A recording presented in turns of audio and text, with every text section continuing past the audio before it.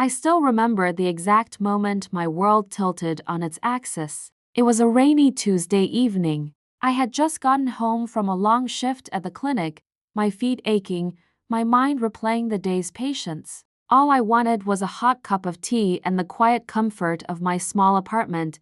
I turned the key, pushed the door open, and there they were, little Emma, only 4 years old, clutching her stuffed bunny, and her brother Lucas, 6, standing beside her with wide, uncertain eyes. Between them sat a worn backpack and a single piece of paper folded on top. My heart slammed against my ribs as I scanned the hallway, expecting to see my sister Sarah right behind them. But the corridor was empty, just the faint sound of rain tapping on the windows.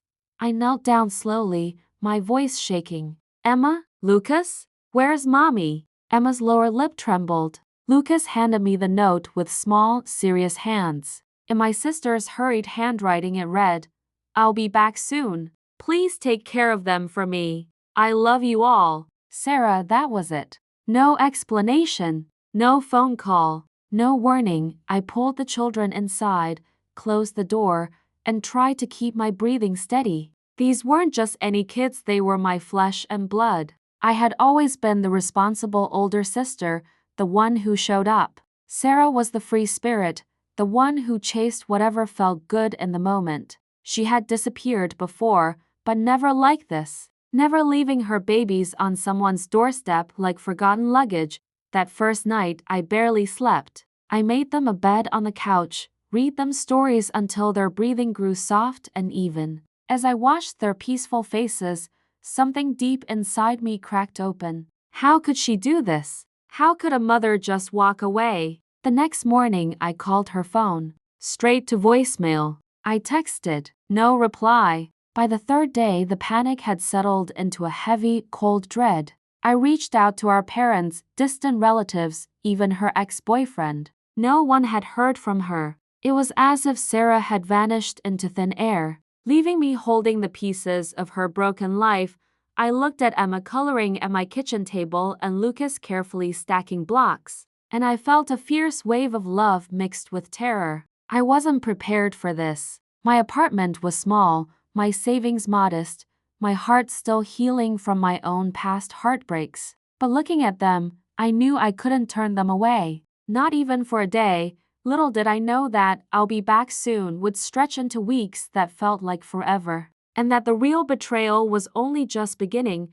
Word count, 478. The days blurred together in a haze of school drop-offs, doctor visits, and sleepless nights filled with worry. I rearranged my entire life around these two precious children. I took time off work, dipped into my emergency savings, and tried to give them some sense of normalcy while my own world crumbled under the weight of uncertainty. Every unanswered call from Sarah felt like another knife twist. I would lie awake replaying our last conversation. She had sounded stressed, said she needed space to figure things out.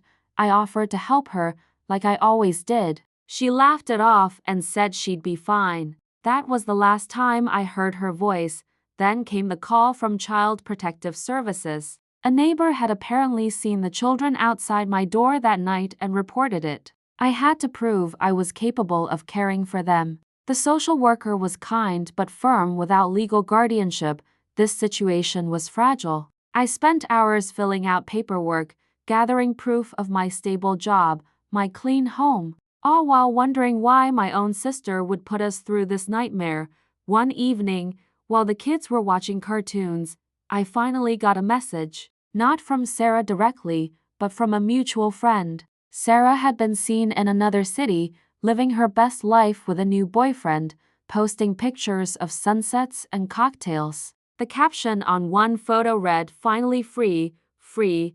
The word hit me like a slap. Free from what? From her own children? From the responsibility she chose to bring into this world? I sat on the bathroom floor and cried silent, shaking tears so the kids wouldn't hear me. The betrayal ran so deep it felt like it was rewriting my entire understanding of family. Blood had never felt so meaningless. I started noticing little things the children said that broke me even more. Emma asked every night if mommy was coming back tomorrow. Lucas drew pictures of our family, just me, him, and Emma. No, Sarah. Their innocent acceptance of this new reality shattered something inside me. I had always defended my sister, made excuses for her chaotic life. Now I saw her clearly for the first time, someone who took and took until there was nothing left to give. The emotional toll was crushing. I felt angry, exhausted, and guilty all at once. Guilty for resenting my own niece and nephew. Guilty for not being enough to make their mother stay. But with every passing day, that guilt slowly transformed into something else, a quiet, burning resolve. These children deserved better. They deserved stability, love, and a safe place to grow. If Sarah wouldn't give it to them, then I would. Even if it destroyed the last pieces of the sisterly bond I had clung to for years. I began documenting everything: dates, messages, expenses. I spoke with a family lawyer in hushed evening calls. The path ahead looked long and painful, but for the first time since that rainy night, I felt something stronger than despair. I felt purpose. Word count: 548. Months later, Sarah finally resurfaced. She showed up at my door one sunny afternoon, smiling like she had simply run to the store for milk. Emma and Lucas froze when they saw her. For a moment, I saw hope flicker in their eyes, then confusion as they clung to my legs. Sarah reached for them, but I stepped forward, voice steady but trembling with emotion. "You can't just disappear for months and expect to pick up where you left off." She tried to explain a bad relationship, depression, needing to find herself.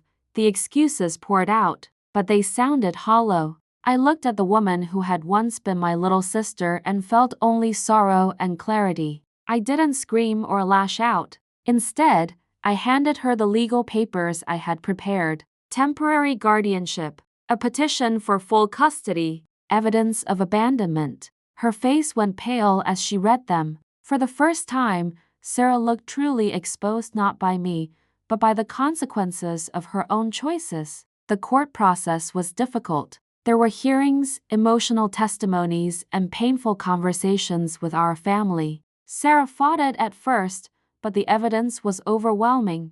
In the end, she agreed to supervised visitation and child support. She lost the right to make major decisions about their lives. The judge's words still echo in my mind: the children's stability comes first.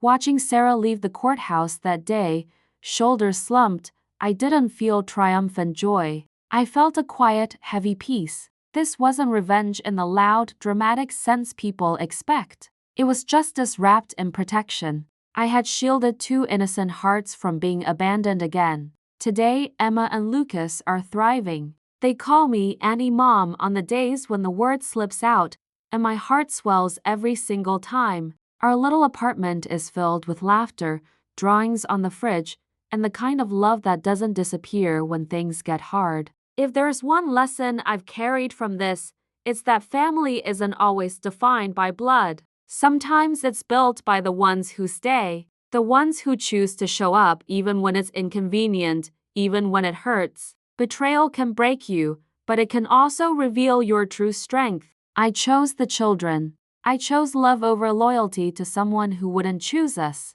And in that choice, I found my own healing. To anyone listening who's carrying the weight of someone else's abandonment, you are enough. Your love matters. And sometimes the most powerful thing you can do is simply refuse to let the cycle continue. Thank you for being here with me through this story. If it touched your heart, please share it with someone who needs to hear it. Remember, the strongest revenge isn't destruction. It's choosing to build something beautiful in spite of the pain. Word count: 462 total. Word count: 1,488. Ideal for a 7-8 minute spoken video with natural pauses and emotional delivery. The script is ready for recording, dramatic yet clean, emotionally rich, and perfectly aligned with your channel's revenge and betrayal storytelling style. Let me know if you'd like any adjustments, title suggestions, or thumbnail ideas.